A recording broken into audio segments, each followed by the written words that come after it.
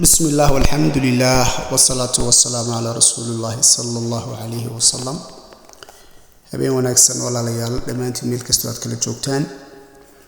waxaan insha Allah taala aan jecelahay caawa inaan halkan idinku soo gudbiyo laba qiso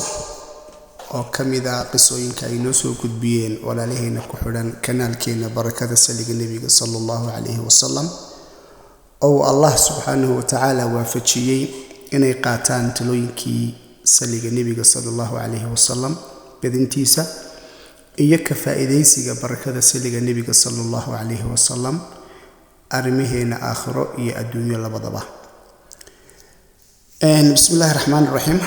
marka labada qiso waxay ku saabsan yihiin waa qiso waxay noo soo gudbiyay inan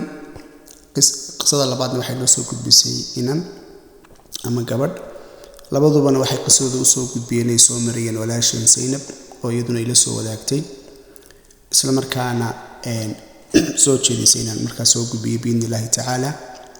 labada walaalna way ogolaadeen in qisooyinkooda aan la soo wadaagno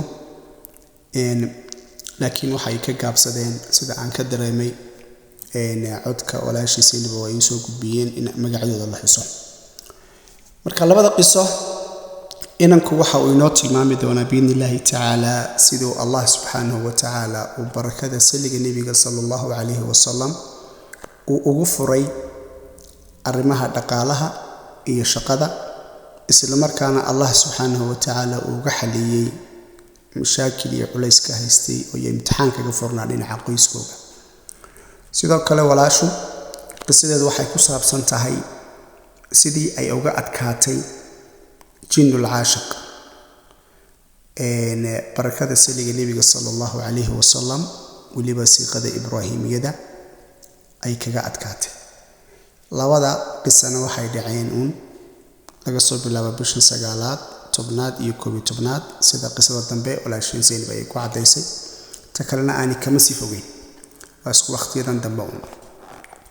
haddii markaan ku horeeyay qisada walaasha waxa ay sheegtay in ay u shaqeyso mid kamid ah hay'adaha ayna joogto markaa magaalo kamid ah Soomaaliya hadda. اللهم صل على محمد. ولا شاسي وحا إلهي سبحانه وتعالى وهليشيي إن أي كحرانتو كنال كبركة سليق النبي صلى الله عليه وسلم إسلام كان ثلاثة أولاد عبد الناصر أسوق بيو يديك الجلنتا سليق النبي صلى الله عليه وسلم أي إلهي سبحانه وتعالى يسجى أود له وقلبي كذا كسوي. ولا شيء وحا إشاكتي إن بشي سجالات أي كنال كسوب يرتي isla markaana ay bilowday saliga nabiga sallallahu alayhi wasallam gaar ahaan siiqada ibraahimiyada. marka bishii 9aad iyo 10aad iyo 11aad markii ay wado ayaa waxay habeenada kamida aragtay riyo. waxay tir markaa walaashu waxa madaxayga soo istaagay bay tir shaydaankaas oo gubanaya aad u yaraaday sidii wax uu qarax ku dhacay oo kale aad u madoobaaday oo sii gubanaya oo qaylinaya. markaas waxa uu ku cabanayay bay tiri sidan ayaad ii gashay waad i gubtay. markaas waxaan weydiiyay bay tiri walaashu imisa sano ayaad i dhibaysay. waxaanu shaydaanka u sheegay in uu dhibayay muddo 18 sanadood ah isagoo cabanaya oo leh sidan iyadii gubtay. markaas waxay ku tiri maxaan kugu sameeyay. markaas waxa uu shaydaankii jinnul aashiq ahaa u sheegay in ay ku gubtay saliga nabiga sallallahu alayhi wasallam waliba siiqadan ibraahimiyada oo akhriyeysay. sidaas ayaanu isagoo calacalaya oo tawaawacaya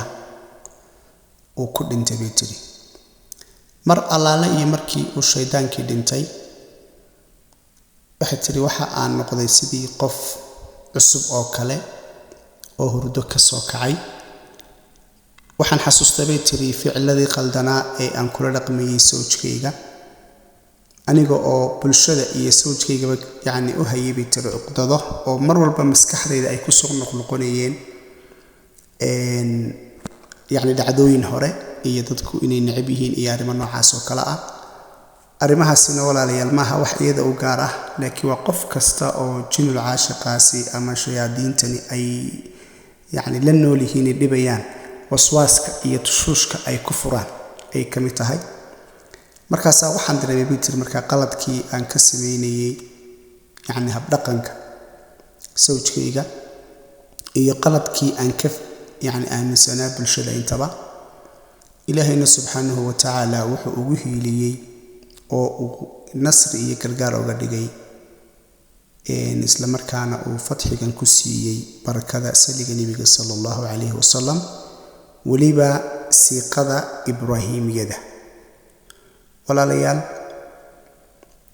qof kasta oo ka cabanaya sida walaashaas oo kale jinul caashiq, qof kasta oo ka cabanaya shayaadiin,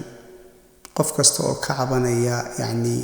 culaysyo tiro badan oo noloshiisa xagga cibaadadiisa, dhaqaalihiisa, horumarkiisa, arrimaha guurka dhinac walba ka saaran,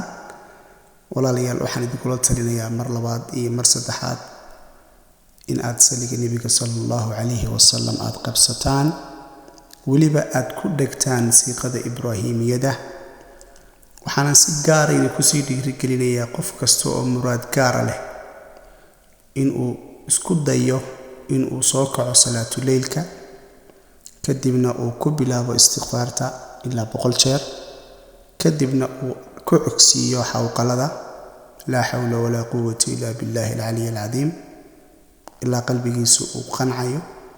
kadibna uu ku xogsiiyo saliga nebiga sala allahu calayhi wasalam siiqada ibraahimiyada, sijaayadana uu ku sabro ilaa iyo inta salaada subax laga eedaamayo. ducadiisa markaa iyo wuxuu doonayay muraadkiisana qalbigiisa inuu ku xaadiriyo, ilaahayna subxaanahu wa tacaala uu kalsooni iyo yaqiin dhaba uu ku qabo. walaalayaal, qisooyinka sidan oo kale ah ee ku saabsan guulaha uu allah subxaanahu wa tacaala u furo isla markaana siiyo walaalaha dhibban, waxay noqonayaan kuwo yacni aynu ku cibro qaadanayno, sidoo kalena dhiirigelin inoogu filan, hamigeenna iyo kor u sii qaadaya, isla markaana aynu ku arki karayno barakadii saliga nebiga sala allahu calayhi wasalam. haddaba walaalo badan ama xaasas badan oo odayaashooda ama raggooga ku qayliya oo raggu ay ka aaminsan yihiin in ay dumar xun bay yihiin, ama dumar kulul ay yihiin, ama dumar aan garanayn xaqii sawjka ay u aaminsan yihiin, waxa suurtagal ah welibana ay u badan tahay in jinil caashiqaasi uu aad iyo aad u dhibayo, isla markaana uu ka dhex abuurayo qallaasahaasi. waxaa kale oo iyaduna jirta in xasadka laftarkiisu uu isaguna mushkiladaas ka dhex abuuro qoysaska. saas awgeed walaalayaal, waxaan mar walba ku talinaynaa biidni illaahi tacaala in ilaahay subxaanahu wa tacaala la isku dhiibo oo loo hoggaansamo allah subxaanahu wa tacaala, in aynu qabsanno barakada saliga nebiga sala allahu calayhi wasalam oo aynu saliga nebiga laasimno, siiqada ibraahimiyada ama siiqadii kale allah subxaanahu wa tacaala oo kuu fududeeyo aad ku dhegto, calal aqalna maalintii 1 jeer aad gaadho biidni illaahi tacaala. sidoo kale in ragga mas-uuliyiinta ah bal ay fahmaan xaasaskooga oo ay u dhimriyaan oo ay u cagdhigaan, markastoo talaaq ay ka dalbanayso sabab la'aan, markastoo buuq ay xaas ku abuurayso sabab la'aan, markastoo ay xasuusanayso dhacdooyin hore oo laga soo gudbay, waxaa jira wax qasbaaya. waxaa laga yaabaa inaynad wax dembiya lahayn, qof aad u qalbi wanaagsan ay tahay, laakiin ay culayska ku sababayaan yacni shayaadiintan daalimiinta ah. ilaahayna walaali waxaan ka baryayaa subxaanahu wa tacaala inuu inoo hiiliyo, inoogana hiiliyo, sidoo kalena aad ku dadaashaan inaad qur'aan aad isa saartaan qur'aanka, oo weliba naftiina idinku aad saartaan, oo idinku aad la jihaadaan shayaadiinta, oo aad ku dadaashaan inaad talooyinka aad qaadataan insha allahu tacaala. halkanna waxaynu talooyinka ugu soo gudbinaa say walaalahu insha allahu tacaala ay uga faa'iidaan. marka qofkii xasad dareemaya suuratul falaq 313 faa'iidooyin aad u badan ayaa laga arkay ha ku dadaalaan bismillaahi raxmaani raxiim 786 jeer oo la akhrisanayo ama biyo lagu akhrisanayo ama sida ordi looga dhiganayana in guul weyn baa laga arkay qofkii aan tirada sugi karin bisinka kun ha ka dhigo marka kunka haddii wax dheeraadaan iyo haddii wax ka dhinaadaan mushkilad male qofkii aan numberka sugi karin oo qalbigiisu inta badan baxo bismillaahi raxmaani raxiim 786 haddii aanu tirada sugi karaynin oo aanu sixi karaynin baan u jeedaaye kun ha gaadhsiiyo bisinka sidoo kale suuratu falaq hala daa'imo suuratu qaaf ayaan iyadana ku talinayaa biidnillaahi tacaala in aad loo laasimo oo 7 jeer laga akhristo maalintii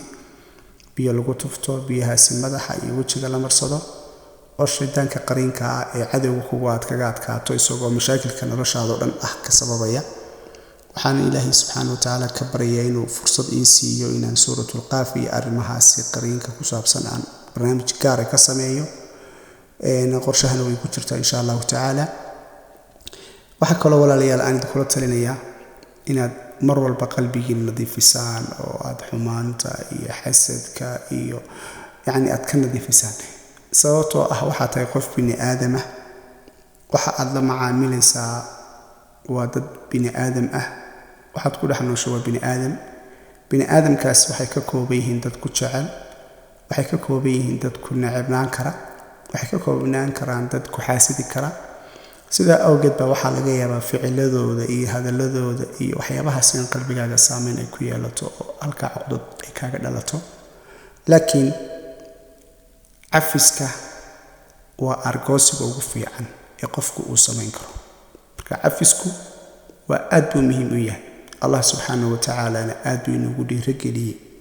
والكاذمين الغيظ والعافين عن الناس والله يحب المحسنين الله سبحانه وتعالى أوليه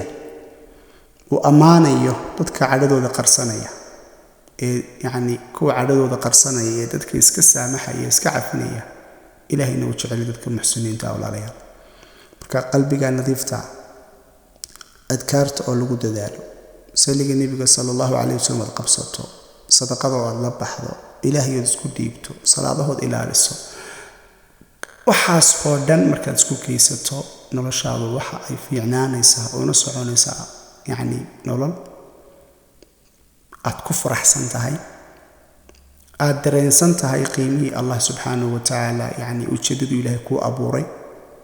aad garanayso qiimaha noloshu waxa ay tahay marka ilaahay subxaanahu wa ta'ala waxaan ka baryaynaa inuu qalbiyadeena xaq ku sugo xaq ilaahay inuu waafajiyo intaas ayaan ku soo goobi doonaa qisada walaasheen waxa kale isku dayi doonaa qisada walaalkeen insha Allah ka dhiga qisada xigta si aan barnaamijka nagu sii dheeraanin tan iyo intaynu barnaamijka la isku yimaadno walaalayaal astawdiukum Allah alladhi la tudii'u wadaa'i'ahu fi amanillah wassalamu alaykum wa rahmatullahi ta'ala wa barakatuh اللهم صل على محمد وعلى آل محمد كما صليت على إبراهيم وعلى آل إبراهيم إنك حميد مجيد اللهم بارك على محمد وعلى آل محمد كما باركت على إبراهيم وعلى آل إبراهيم إنك حميد مجيد